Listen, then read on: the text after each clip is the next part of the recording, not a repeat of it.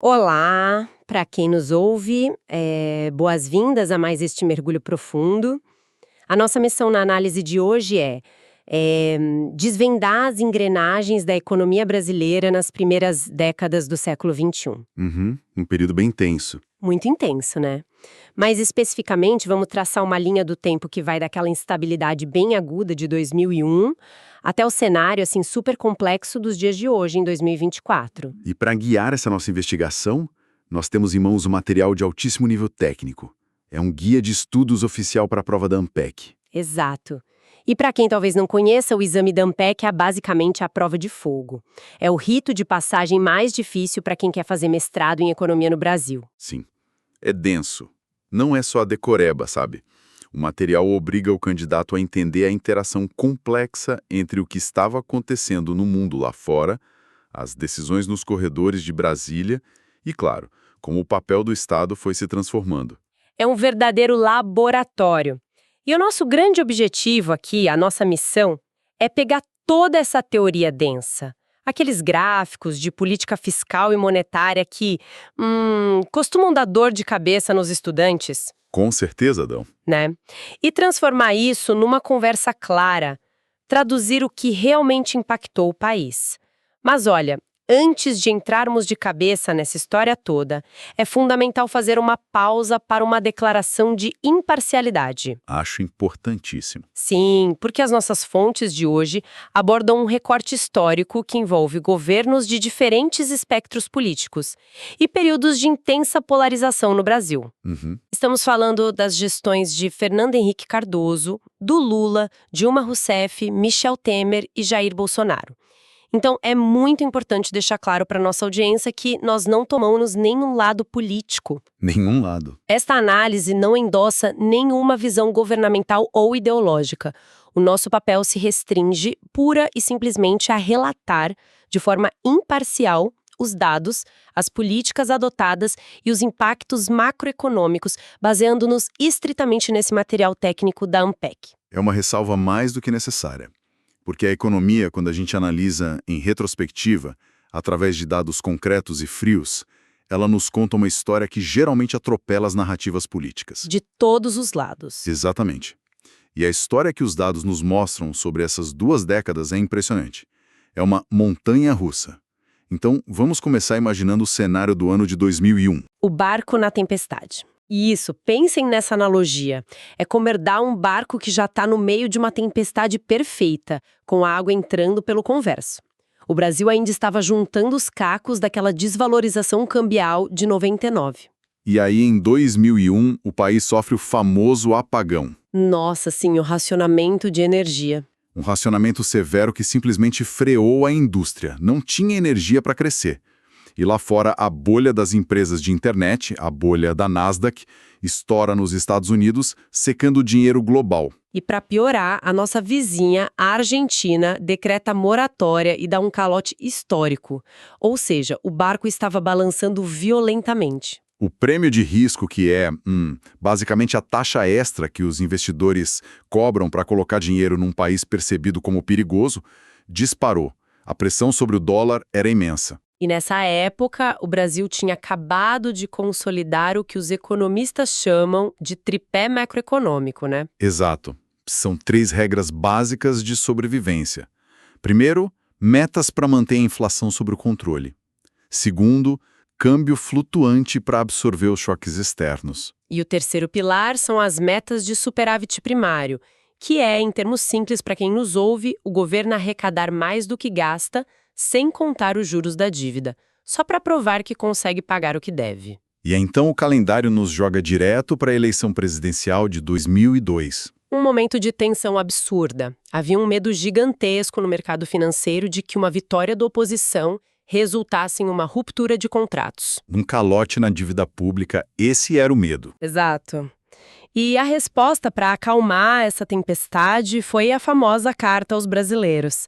Nela, o então candidato Luiz Inácio Lula da Silva assinou um compromisso público de que manteria esses fundamentos. Ele manteria o tripé. Foi o bote salva-vidas. Evitou uma fuga de capitais ainda mais catastrófica antes mesmo da posse. E a transição de governo acabou chocando muita gente, né? Porque Certo, vamos desempacotar isso, porque vai contra a intuição de muita gente. Um partido historicamente focado nas pautas trabalhistas e sociais assume o poder, mas em vez de abrir os cofres, eles apertam os cintos de uma forma que faria inveja a muito banqueiro conservador. É verdade. Com o Antônio Palocci na Fazenda e o Henrique Meirelles no Banco Central, a política econômica inicial foi de um rigor ortodoxo fortíssimo. Mas por que eles fizeram isso? Eles tinham escolha ou as mãos estavam atadas pelo pânico do mercado? Fiquei curiosa ao ler o material. Olha, as mãos estavam praticamente atadas pela falta de credibilidade daquele momento específico. A inflação herdada da crise estava batendo na porta dos 2 dígitos, o dólar estava nas alturas. Então eles precisavam ser mais realistas que o rei para não afundar o barco. Exatamente. Em vez de afrouxar, o novo governo elevou a meta de economia para pagar a dívida. Eles aumentaram o superávit primário. E o Banco Central manteve a taxa Selic lá em cima para asfixiar a inflação. Um remédio amargo, mas que comprou a credibilidade necessária com os investidores. E logo em seguida, o Brasil ganhou na loteria geopolítica. O material aponta o início do superciclo das commodities. A China entrou em cena. Pois é. A China começou a crescer a taxas absurdas, construindo megacidades e precisava desesperadamente de tudo que a gente produzia: minério de ferro, soja, petróleo. E os preços dispararam. Esse vento a favor foi transformador. Os dólares começaram a jorrar para dentro do país. Isso permitiu ao Brasil acumular um volume massivo de reservas internacionais. A gente passou de devedor com o pires na mão no FMI para credor líquido em moeda estrangeira. Um cofre cheio que blindou a economia. Mais tarde, isso até rendeu ao Brasil o grau de investimento pelas agências de risco. E com a casa arrumada e os dólares da China entrando, o governo finalmente teve espaço para focar na mudança social. Eles unificaram os programas no Bolsa Família, iniciaram uma política agressiva de aumento real do salário mínimo. Sempre acima da inflação. Isso injetou dinheiro na base da pirâmide e criou um mercado interno de consumo de massas. A economia decolou. Crescimento do PIB beirando 6%, desigualdade caindo, parecia fórmula mágica. Parecia sim. E é aí que o diagnóstico da equipe econômica muda por volta de 2007. Eles acharam que a fase de estabilização estava superada. Eles olharam para o país e concluíram que o problema agora eram os gargalos de oferta. Estradas esburacadas, falta de usinas. Exato. O receituário mudou da ortodoxia para o que o material chama de sociodesenvolvimentismo. O Estado decidiu que era hora de assumir o volante e planejar o crescimento ativamente. E o grande símbolo dessa virada foi o PAC, o Programa de Aceleração do Crescimento. Governo abrindo a carteira para grandes obras. Mas não parou na infraestrutura. O material da ANPEC destaca o papel central do BNDES nessa fase. O Tesouro Nacional começou a injetar bilhões no banco. Para criar as famosas campeãs nacionais. Como funcionava essa mecânica, já que ela é tão criticada lá na frente? É crucial entender isso. O BNDES emprestava dinheiro usando uma taxa chamada TJLP. Essa taxa era artificialmente muito mais baixa do que a taxa básica de juros, a Selic. Ou seja, o custo real do dinheiro era 1 e a taxa cobrada dessas empresas era muito menor. E quem pagava a diferença? A sociedade, através dos impostos. O objetivo era dar musculatura financeira para grandes frigoríficos, construtoras, para eles competirem no exterior. E o material pontua justamente a falta de seletividade nisso, né? Dinheiro barato entregue a empresas que já tinham acesso ao mercado de capitais normal, gerando um custo fiscal oculto assustador. Sim, e no meio de tudo isso, o mundo explode. Vem a crise financeira global de 2008, o colapso do subprime americano. A queda do Lehman Brothers e como o Brasil reagiu. O material fala de uma resposta anticíclica agressiva. Funciona assim. Quando o setor privado entra em pânico e para de investir, a economia trava. A política anticíclica é o governo pisando no acelerador para compensar. Como os bancos privados fecharam a torneira, o governo usou os bancos públicos, Caixa, Banco do Brasil e o próprio BNDES, para inundar o mercado com crédito. Eles também cortaram impostos rapidamente, tipo IPI para carros e linha branca, forçando a população a continuar consumindo. E o resultado no curto prazo foi espetacular. Uma recuperação em V. A economia despencou e voltou com tudo, crescendo mais de 7% em 2010. E o que é fascinante aqui é como o veneno estava exatamente na dose desse sucesso. Como assim? Essa recuperação plantou a semente do que o documento chama de excepcionalismo. A equipe econômica passou a acreditar que o Brasil tinha descoberto um modelo superior. Uma crença de que a intervenção do Estado podia blindar o país das leis normais da economia. Uma arrogância técnica de achar que tudo podia ser resolvido na canetada. O que nos leva ao período a partir de 2011, na transição para o governo de Dilma Rousseff. É a virada para a famigerada nova matriz econômica. Exato, onde aquele tripé macroeconômico é oficialmente deixado de lado. A lógica era forçar o crescimento na marra. O governo forçou o Banco Central a derrubar a taxa de juros para mínimas históricos. Mesmo com a inflação de serviços dando sinais de que estava aquecida.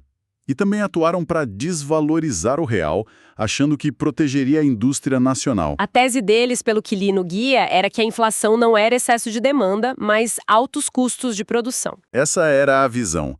Se baixassem os juros à força, as empresas investiriam mais e a produção aumentaria, fazendo os preços caírem. Mas a realidade macroeconômica é implacável, né? Com desemprego baixo e salários subindo, as pessoas continuavam consumindo. A inflação começou a subir rapidamente. E aqui é onde a coisa fica realmente interessante. E destrutiva. Eles se viram numa armadilha. Aumentar os juros seria admitir o erro da nova matriz. Então, eles começaram a esconder a inflação, represando artificialmente os chamados preços administrados. Impediram o aumento da gasolina, do diesel e da energia elétrica na canetada. O impacto foi devastador. A Petrobras era obrigada a importar combustível caro e vender barato aqui dentro. Prejuízos multimilionários. O setor elétrico inteiro entrou em colapso financeiro. Sem contar que o governo abriu mão de bilhões com desonerações tributárias genéricas. Acharam que as empresas iam contratar mais. Mas as empresas olharam para aquele cenário de intervenção, de preços represados, e não investiram. Usaram o dinheiro para engordar margens de lucro ou pagar dívidas. Até que a conta matemática chegou. O esgotamento do modelo foi brutal a partir de 2014, 2015. Os preços das commodities despencaram lá fora. O governo ficou sem dinheiro. E não conseguiu mais segurar os preços administrados. Aí veio o tarifaço. A represa rompeu e a inflação disparou, passando dos 10%. O poder de compra foi corroído. E a economia entrou na grande recessão. 2 anos seguidos de contração profunda do PIB, algo raríssimo. Desemprego nas alturas. E aquele superávit primário, que era o orgulho do início dos anos 2000... desapareceu. Rombos gigantescos, gerando o primeiro déficit primário em quase 2 décadas. Tudo isso formou o terreno instável do processo de impeachment de 2016. A sensação era que o barco estava afundando de novo. E a partir de 2016, nas gestões Michel Temer e depois Jair Bolsonaro, a bússola econômica sofre uma guinada liberal. O diagnóstico mudou. O problema agora era o custo Brasil e o Estado que gastava muito mais do que arrecadava. Foco no corte de despesas e reformas estruturais. O material foca em 3 grandes reformas desse período, começando pela Emenda Constitucional 95, o famoso teto de gastos. O mecanismo era duro. O crescimento das despesas do governo ficaria limitado à inflação do ano anterior por 20 anos. Como uma família que estourou o cartão e decide não gastar um centavo a mais além da inflação, não importa se a renda aumentar, forçando os políticos a escolherem prioridades. Depois veio a reforma trabalhista, alterando a CLT para flexibilizar contratos, permitindo o trabalho intermitente e o negociado sobre o legislado. A promessa era baratear a contratação.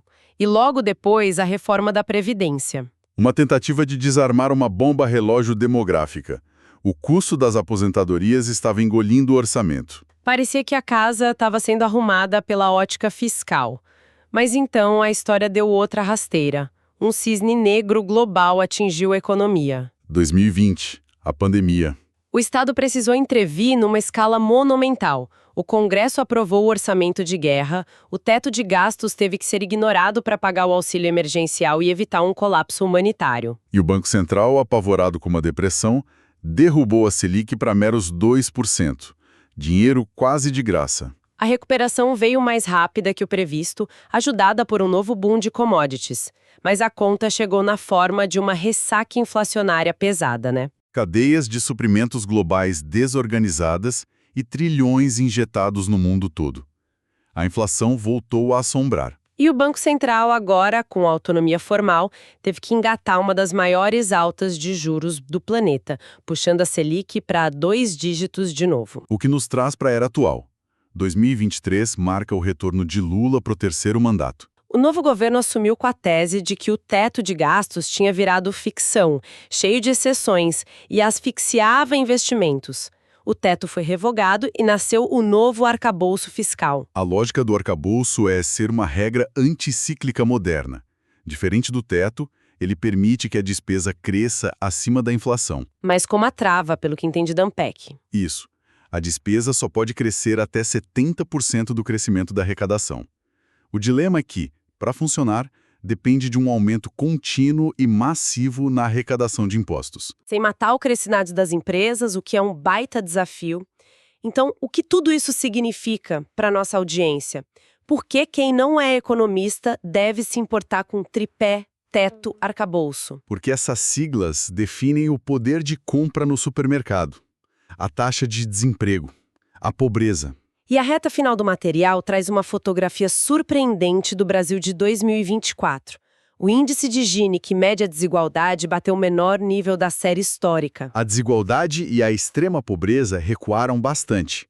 É resultado de um mercado de trabalho próximo ao pleno emprego e transferências maciças de renda, como o novo Bolsa Família. Um alívio social imenso. Mas a gente olha para essa queda na desigualdade e pensa que os problemas estruturais foram resolvidos. Só que... tem um porém aí. Se conectarmos isso à visão geral fornecida pelos gráficos finais, o quadro de longo prazo preocupa. A tal da doença holandesa. Exato. Ocorre quando o país exporta tanta matéria-prima, soja, petróleo, minério, que atrai uma enxurrada de dólares. Isso valoriza a moeda local e encarece os produtos industriais do país na hora de portar.